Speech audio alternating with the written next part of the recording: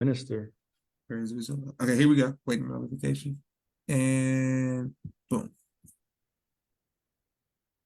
And we are live. I want to thank everyone for tuning in to a very special edition of Off the Record on the People's Podcast. Tonight, we have a magnificent guest with us, one who is going to give us some amazing information as well as inspiration, and that is none other than our brother, the Farrakhan Muhammad Ali. Assalamu alaikum, sir. Walaikum salam, brother. Yes, sir. And thank you for being a recurring guest. And on behalf of myself, my family, and the viewing audience of the People's Podcast, we want to just thank Allah for you and your family and for the hard work that you all are doing and continue to do in the community to help establish Islam here in North America.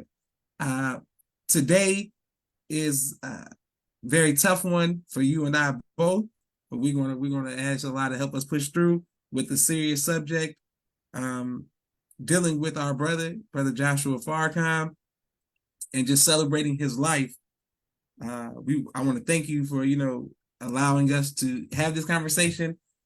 For those who are watching, the reason I connected with Brother Farrakhan Muhammad Ali is because of Brother Joshua Farrakhan reaching out to me and suggesting that I interview him and suggesting that I connect with him and work with him on certain projects. How did you first meet Brother Joshua Farrakhan? Yes, sir. Before I get into that, I just want to say thank you again for allowing me to be on podcast. This is my top 5 dead or alive. Yeah, Yes, sir. Yes, sir. Very honored and grateful for you and your father and your family as well, brother. Yes, sir. Thank you, brother. Yes, sir. So I was holding post Savior's Day 2013. And I think this was my first Savior's Day. Yeah.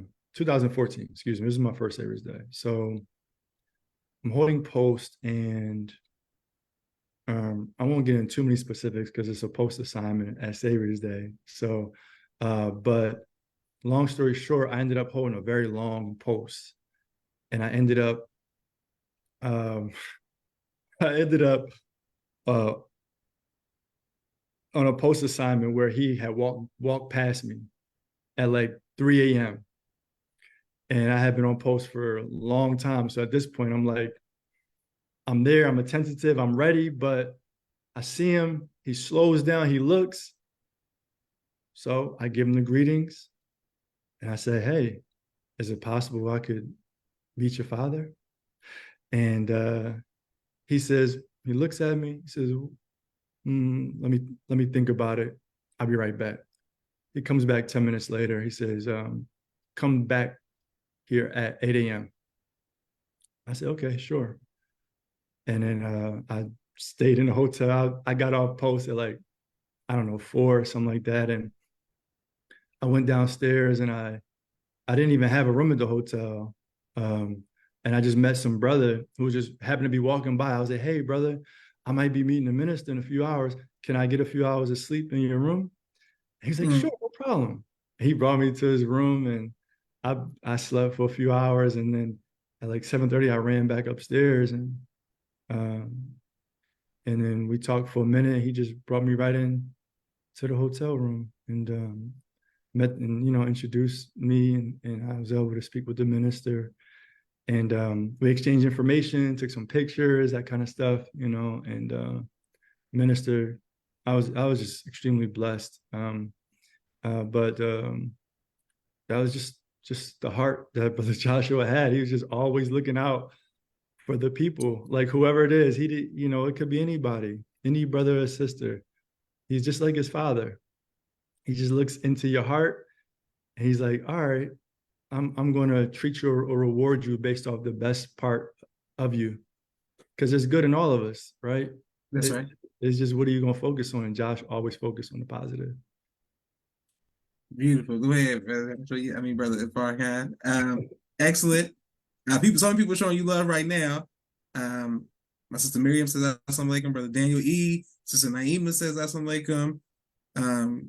Brother Michael, love and peace. Thank you all for watching. Can't wait to put this on YouTube And thank you to our YouTube family as well. Shout out to Brother Kente, Brother Musa, Sister Auntie, everybody who watches on YouTube and other platforms as well. Okay, my next question is, how did you become close with Brother Joshua? So he sent me the pictures and I just responded, and that was it. We just started talking. That was it. He was just like, we just started talking mostly, I think, about my mother primarily.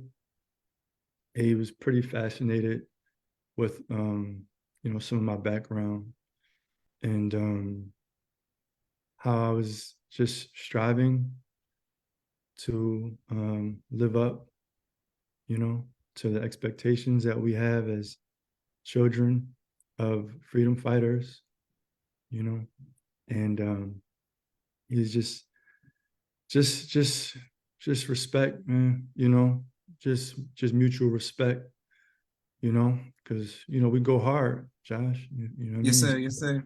We just keep our foot on the gas and one soldier to another, so this is love and respect there, and then after I was able to, I think the last time I was on here, we talked about me meeting with the minister at his home in Chicago, and he was really like excited about that and really inspired about that, and and and I'm a businessman. I was before I became a Muslim. I was an entrepreneur, and so I'm always like have like a business mind, because business, the minister said, is the activity of life.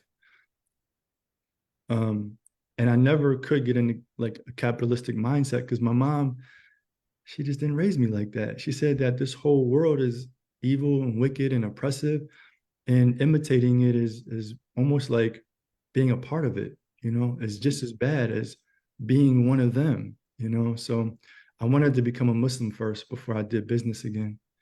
And Josh was always looking for ways to expand, to grow, to help the nation. That was like his main thing, was like, we got to help the nation. So anytime he sees a young businessman with his father's name, he's like, man, what's up? You feel me? Like, what's the move? And I'm like, it's a bunch of moves. Let's do it. It's just like, it was just great. It's just beautiful. And the connection got a lot stronger as time went on. Yes, Wonderful. Yes, sir. Okay, so I wanted to say, you said you worked on some projects with Brother Joshua. What type of projects were you working on recently? So I wanted him to tell his life story, because his life, in my opinion, after the minister, was such an important story to tell. I won't say it was more important than this person or more important than that person, but I couldn't find a life with more in it that could bring value to our people and value to the minister's name and identity and legacy, because he was there. He was right there the entire time. He may not have been the most like super like parting the hair and but his heart, his mind was always with his father, always with the people, always. And so I wanted to tell that story in a way that where we could control the narrative, because the enemy is going to put their narrative out. They already have. And it's just the flood is just going to get more and more. So I'm like, Josh, you got in your mind the truth. You have the truth of the minister and his life. And we need to get that out to the people. So we're working on a book that had 50 images in it of 8.5 by 11, where you could take them out, put them on a wall. And on the other side of the picture was a story associated with the picture. And it was basically a minister's travels, Joshua's experiences, and it's all really interconnected because Joshua's life was 100% an extension of his father's, right? And so it was all interconnected. So it was 50 pictures, 50 stories, and it was a coffee table book, but you could take the pictures out and put them on the wall. Mm. And so that was what we had been working on first. But after that, the day that he um, made his transition, may Allah be pleased with our great brother. The day that he made his transition, we had a meeting at 2 o'clock about a property that was for sale, that is for sale, but it's really more like a city. It's I don't know, 500 acres, but it's already built. See, in Georgia, we're building a community from scratch. We want to take what God has given us and create. But this city is already built. And our brother already has it, some type of ownership or contract, whatever the language is. Our brother has the opportunity. So Joshua, thinking about our people, the nation, and humanity, because he didn't even just stop at the Black men and women of America. He's like, the minister's work is universal. So he's thinking about everybody, and 500 acres already built. You could do something with that to serve a lot of people, starting with our people first, of course. And so Hereafter Farms is like the vehicle that could help bring the people to something that could benefit us as a people. And so that's what we were working on. All praises to Allah. Beautiful. I'm glad that you are working on that, and hope you continue to work on everything to carry out his legacy. And we look forward to hearing about. I want everybody to know we got a surprise. The People's Podcast is working on some things to give you all a visual of what Brother Farrakhan Muhammad Ali is behind the scenes on the property. We're going to be there live, and we're going to do a walkthrough so everybody can see what Brother Farrakhan Muhammad Ali is working on. Brother Kente says, Assalamu alaikum. Alaikum salam, Brother Kente, Brother Omari, Brother Nelson Ramos, Brother Daniel East, to Jocelyn. Thank you to everybody who's showing love, saying, that's right, boom, excellent. All right. Well, here we go, boom. I wanted to also ask you about the project that me and you worked on. Is that still going to be a thing, or what's going on with that? Yes, sir. So it is. When we when we were working on the project, right after that is when I started looking for land. So I was working on 2 projects at that time. One was the one with yourself, which was it was the top priority at that time.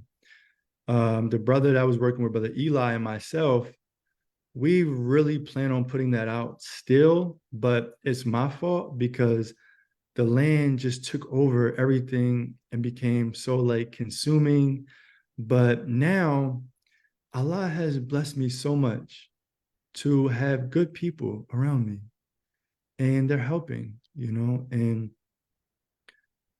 it's not much better in life than good help.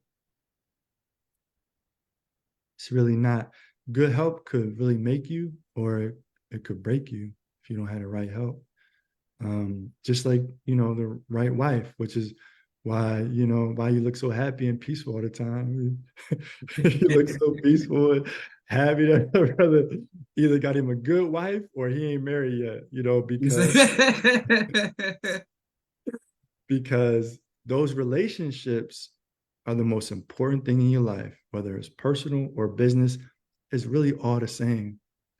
Is really all the same. And that was one of the things that Brother Joshua used to tell me about. Is all the time he would stress the importance of keeping your word, being honest, following through on something, because that creates bonds. And that was what he wanted, was the bond, the brotherhood, because you can't do nothing without a brotherhood. And Joshua was big on the brotherhood, and he was teaching me in a way where it forces you to grow, you know, it forces you to keep your word, or else you disrupting the brotherhood. You're causing issues because you're not following through on what you said you were going to do. And it affects everybody. So how you treat your brother is how you treat your business partner, is how you treat your wife, is how you treat your nation. It's all connected. So by making you a better person, which is what Brother Joshua really wanted for all of us, he was making me a better businessman, better husband, better father, et cetera, et cetera. I mean, I got a long way to go, of course. You know, I'm striving. I ain't nowhere, you know, I'm not where God wants us to be yet, but I'm striving. Yes, sir. But so yeah, that's the to answer your question. We still have the project and we would like to complete it. And God has blessed me to be able to get a little more free time now. So God willing, very soon we'll be revisiting that project. Beautiful. All praise due to Allah. And on that note, we have a quick 60-second commercial break for all of the sponsors of the People's Podcast. And we're coming right back because we want to hear about Brother Farrakhan Muhammad Ali's statuses and posts that he made with his tribute to Brother Joshua. So we can ask him about some of the experiences that he's had. 1 second. Television and film editing. Please reach out to him if you need any of those services. Sister Miriam's ABC I Love Me, children's book and coloring book, and now Spanish book. All three available on Amazon.com. Sister Naima's Stay on Point Dance Academy, LLC. She teaches ballet virtually to young girls all across the country, right here in the studios of Atlanta, Georgia. Dr. Henry Carter's King Henry Turkey Legs, right here in Atlanta, Georgia. Brother Rashad Muhammad's COVID-19 disinfected cleaning services out of Chicago. Student Minister Sharif Muhammad's book, A Soldier in the Movement of Christ, available on adulsharif.com.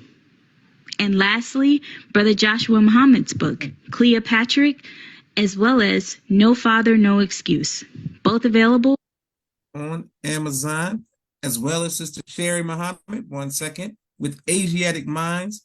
Please enroll your children virtually. They can learn STEM all around the world at AsiaticMinds.com. We thank you for all of the sponsors. If you would like to donate, please cash out the People's Podcast. Sister Sherry and her amazing faculty, staff, as well as the students and parents of AsiaticMinds.com.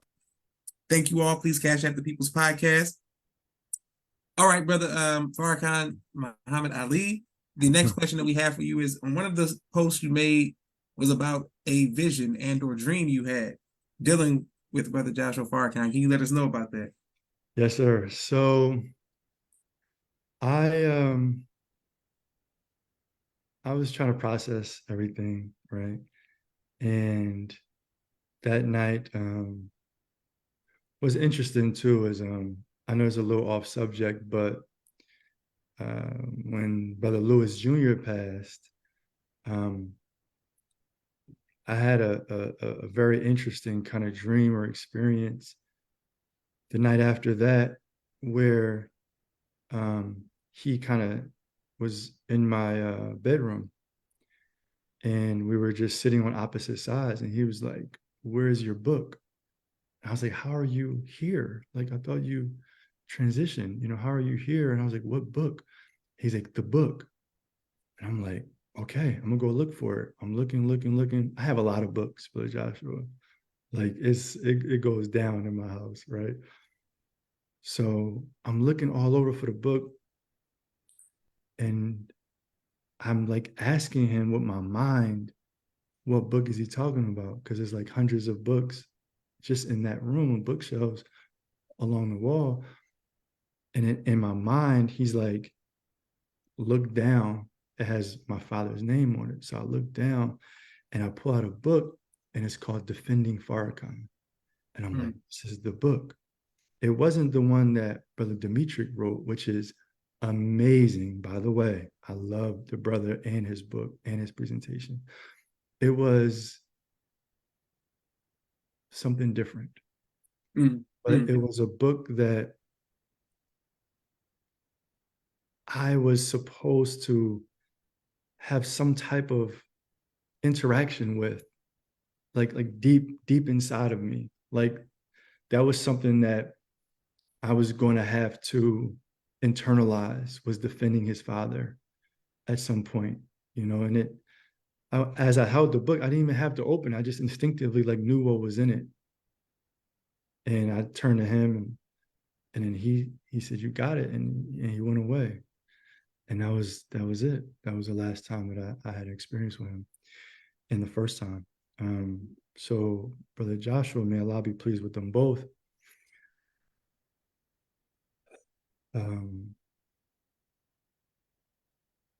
I had a dream, and I was a little worried, like, man, things, I have a lot going on, I have a lot going on.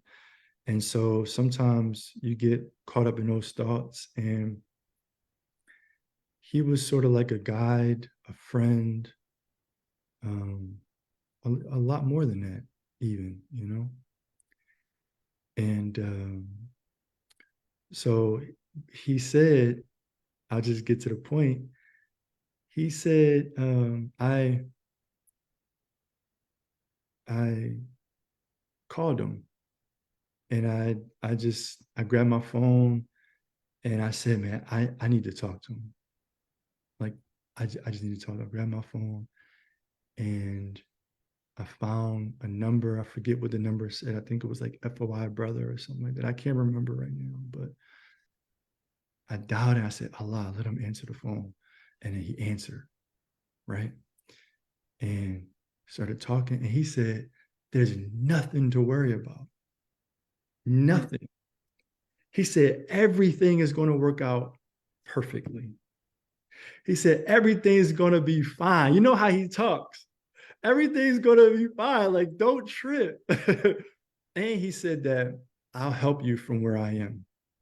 He said, no matter where I am, I'm going to help you. And I said, man, Allahu Akbar. That's what I said, in my mind, and obviously I felt a lot better, after that. And I wrote it down. I don't have it in front of me, I'm just going off the top of my head, Yes, sir. I felt a lot better afterwards because I had missed a couple of his phone calls, right before he made his transition. I'm like, damn, what did he want to tell me, Because they don't usually call back to back like that, And I feel like I got a phone call with him, Allah is the most merciful. He doesn't want the believer stressed. He doesn't want the believer to worry. He says, give good news to the believers. And Joshua was always giving good news to the believers. Even when he was frustrated, it was because he wanted to produce and present good news to the believers. And so that was the last news I got from him, with some good news. Yes, sir. Excellent. Go ahead. All praise due to Allah. Beautiful. 1 second. I just wanted to read some of the love the people are showing you. Keeping your word is important in brotherhood. Thank you very much. All praise due to Allah. People saying ASA. Dr. Hassani said Assalamu alaikum. Alaikum salam. I think this is her first time ever watching live. So thank you very much, sister, for tuning in. Okay. My next question is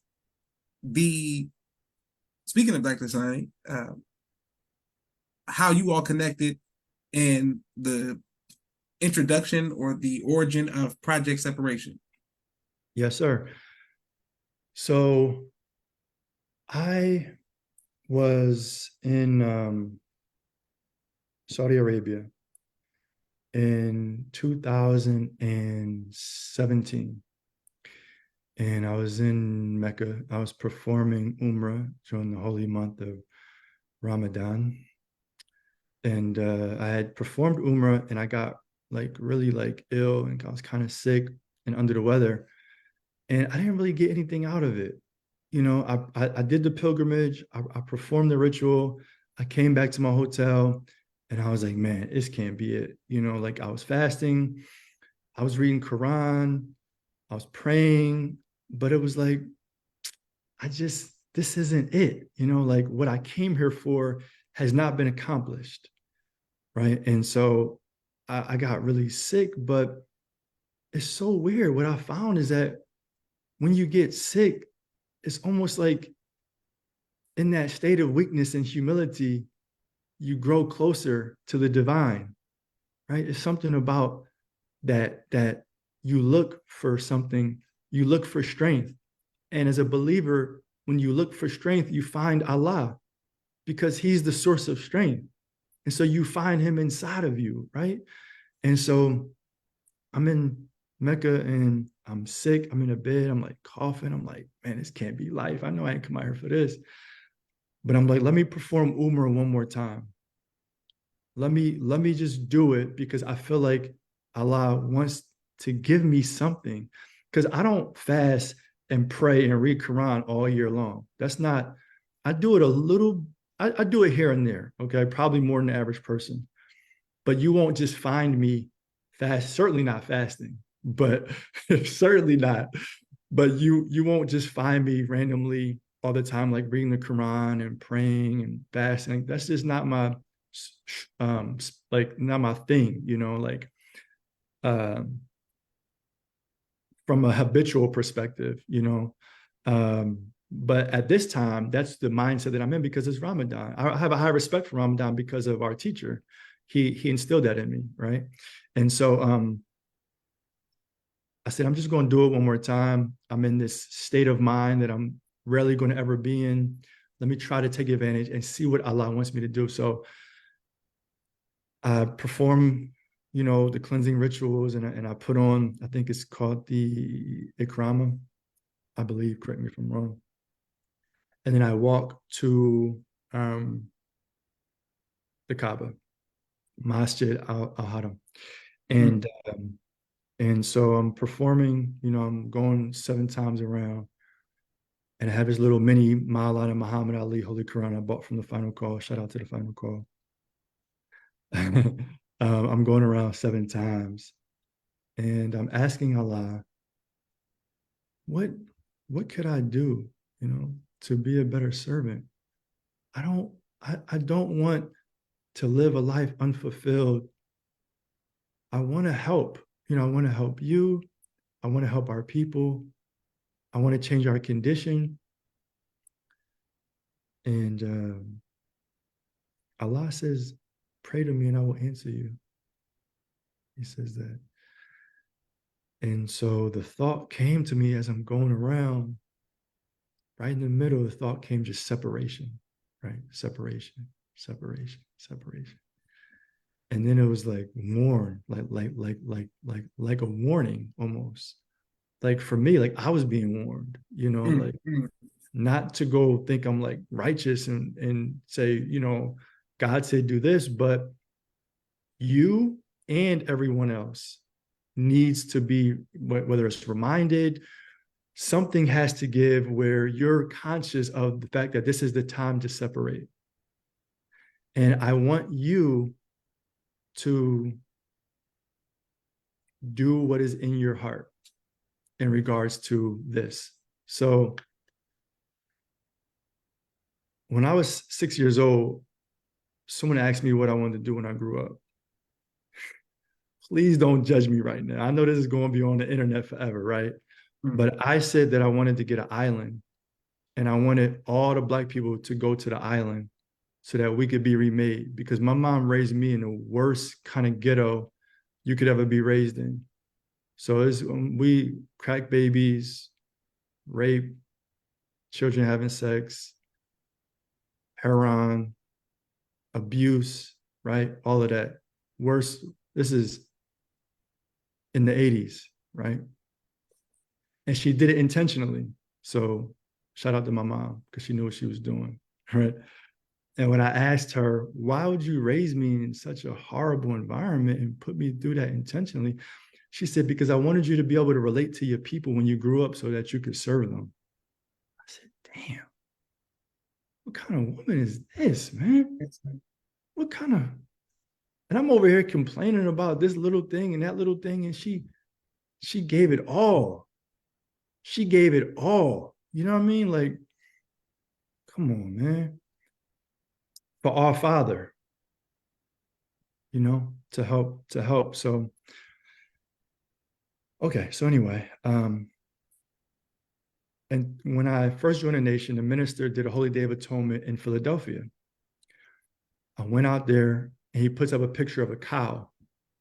And he says that I'm here in Philadelphia to do Holy Day of Atonement. I think it was 2011 or 12. I hadn't joined. I was just like, I was just at the event, right? 2011 or 12. He puts up a picture of a cow and he says, I'm here to announce or to go over our separation. Not announce it, but you know what I mean. I'm here to go over it. And he said, I chose Philadelphia because this is the city that the Constitution was made in. And he said that Master Farrakhan Muhammad attached himself on to the Constitution. So I spent a large portion of my childhood in Philadelphia, learning about things that I thought weren't related to us as a people, like the Constitution and the Declaration of Independence and the Liberty Bell and William Penn and George Washington and all this stuff, right? The whole state is named Pennsylvania, University of Pennsylvania, Penn State. Penn State. Like it's all shout out to Penn State, but shout out to Penn State. So the minister is breaking down the cow, and my mind is blown, right? Because I'm like, this is what I've been waiting for my whole life. But I joined the nation, and I'm like, I got to learn general orders. I got to learn basic stuff, right? I mean, you got to learn to be a FOI. You got to be trained to be a FOI. You can't just come in and just skip over stuff and say, I'm going to do all this stuff. It's like, no, I mean, separation begins with you. You can't ask nobody to separate it. You ain't separate your lower self from your higher self or your weaker self from your strong self, So that whole process of separation really is internal. That's a serious process that the individual has to go through. Is something that I learned as well. But anyway, long story short, I'm in Mecca and I'm like, okay, I had a background in political organizing because I worked on the Obama campaign in 2008. So I knew how to petition. And I said, okay, I'm going to make a petition. And I got the words of the messenger started coming up in my head. I want every Black man and woman who's a descendant of slaves in America to be able to vote. I'm paraphrasing, of course. I don't want to go through the whole, try to sound smart and go through it, even though we do memorize it, just for the record, for y'all out there watching. We do got it. But, we ain't trying to do too much. So he said that he wanted us to have a chance to decide if we wanted to stay or separate. So I said, well, the minister said in the time when must be done in 2013 that he wanted to vote. That was in my head since he said it. I'm like, oh, I could do that. I could help with that. But again, I'm a new FOI. I joined in 2013. So I'm like, I'm not qualified to do that. I got a great idea, but everybody got ideas, right? I'm thinking it's going to happen. I'm like, man, somebody want to do it. You know what I mean? I'm just a brother Farrakhan, So in 2017, I'm like, all right. So I go back to my hotel. And the thought just came to me, Project Separation. I opened up the Quran and it said, all I saw when I opened up the Holy Quran was warning, warning, warning, warning, all of it. All of a sudden, the whole book became a book of warning. It was worship Allah, obey the messenger, follow the law of God, or else. The whole thing became a warning to me. I'm like, oh, I'm spooked out, right? Because that means I got to be all the way right. And I'm not. Who's all the way right? Right? And that's a serious process of resurrection. And I'm like, all right, well, I may not be all the way right, but I'm right enough, or else I wouldn't be having these thoughts, right? So I moved to Chicago, and I basically go back to my political organizing days. I call people I know, and I say, hey, I made a petition and something called Project Separation, a website and a petition. I put the messenger's words at the top of the petition. I created the petition with all these rows and columns, collecting information from people, name, address, phone number, how many people in your household, do you want to register to vote for the political party that the minister wants to form? What ministry would you function in? What is your skill, trade, background, or education? Right? Because every person should have a role in the nation that they exist in. And so that's how you organize them. You organize them based on what their interest or skill set is. So Project Separation was that. And I got a big map of Chicago, and I mapped out how long it would take to knock on every door in Chicago. If I did a certain number of doors per day, narrowing it down to certain neighborhoods per day, and how many people I would need to help me, right? So I got my clipboards and I got busy, right? And I started walking around the streets of Chicago. I moved right to the south side, down the street from the mosque. And I go door to door. I put my little pins in the mat. I get my markers, and I'm warning our people. And then I had an absentee card because I'm like, I got to get the blood off my hands. I got to do what I got to do to let them know what the messenger and the minister is saying, or else I'm not doing my part as a FOI, right? Because honestly, that's all I see this is. It's just me doing my part. It ain't no, I'm this. Is no, I'm literally just Brother Farrakhan trying to do my little part of the puzzle. It's a big puzzle. And if we all just do our little part, we can put the puzzle together. That's right. So that's all I'm trying to do, just my little part. So that's what Project Separation was and is. And Sister Hassani connected with me. I was doing Project Separation. I was doing striving to buy land in Chicago. The minister said, buy the empty lots in Chicago and turn the lots into food gardens and grow food in the urban areas. So I'm like, okay, let's buy them. So I'm trying to buy them there $1,000. I'm like, $1,000? That's basically free. You know what I'm saying? Like, I didn't have a lot of money at all, but $1,000 for land in a city, that's a no-brainer, especially if the minister said it. And then so I went to the city and they had land bank, and that's a whole nother story. It was Sister Hassani that introduced me to Dr. Ava, and we met at Mas Mariam, and I told Dr. Ava basically what I was doing, and she was doing the town halls already. She had already, she was outdoor thing, like she was she had it going full operation, right? And she was like, okay, I'm with it. Let's do it. She said, let's use Project Separation and we'll make it happen. And that was that. After that, we did the petition. She pitched it to the minister or the council. I think it was the minister, and it became part of the national agenda. I forget what the proper term is, so please don't quote me, whatever the actual term is that she used. And it became basically like a part of the Nation of Islam. It became the petition that we were circulating throughout the nation. And people were going out getting signatures on the petition.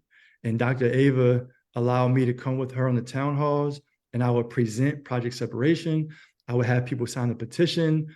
We were setting up local, like, satellite offices and finding local representatives for Project Separation, because you need something like that in every city. And eventually you need it in different parts of the city, because that's how it works. That's how you get our people. You're going to go door to door. You have to have some type of base of operations, some type of beachhead established, right? Where you can store the information and strategize on next steps. So that was huge blessing with Project Separation, and I was able to work with Dr. Ava. Oh, praise to Allah. Beautiful. Yes, sir. Go ahead. And incredible, man. Thank you for your transparency and giving us that incredible story. Brother Audio on the sources. Assalamu alaikum. Thank you for the information, inspiration, peace, and divine love. Thank you, Kwani. Thank you, everybody else who was watching. Yes, sir. This is Kwani's first time ever commenting live, so he must be a big fan of Farrakhan Muhammad Ali. Thank you for that. I wanted to ask you, sir, your favorite movies that you're watching right now. What do you do, like, when you're unwinding? What type of movies do you watch? Oh man, you trying to put me. Yeah. One of my favorite movies is a musical called Les Miserables. Of course. Okay. as like top 3 for sure. Yes, sir. Yes, sir. Yes, sir. My number 1, and this is literally confidential information. Literally, this is confidential. Number 1 is Django for sure. Okay. Okay. You can't go wrong with Django. 100% Django, 1000%. I force all my children to watch Django. We got the script and everything. Um, Django, Les Miserables. Honestly, man, I'm real picky about my movies. I don't have any time to watch them, like I used to. I've been more focused on the mission. I don't want to sound boring or like I'm one of those like super like have no fun busloads, you know what I mean? But to be honest, brother, in order to carry out this work, I have to read Quran. Yes, sir. Yes, sir. I have to pray because I don't have no fuel. I don't have no GPS. It's like I'm constantly traveling. I'm always on a journey. And I always have to know where I'm going, and I always have to have energy to keep going. So I've had to kind of pivot from movies and music to Quran, speeches, books. But I hope to be fun again one day soon, God willing, and do fun stuff, Yes, Praise sir. be to Allah. Yes, sir. And Dr. Sani says, great movie. People showing you love and sending the heart emojis, all of that great stuff. One last thing before we go, one last question, sir. Your favorite memory of our brother Joshua Farrakhan. Oh man, that's a tough one because there's so many. So many. My favorite memory. My favorite memory.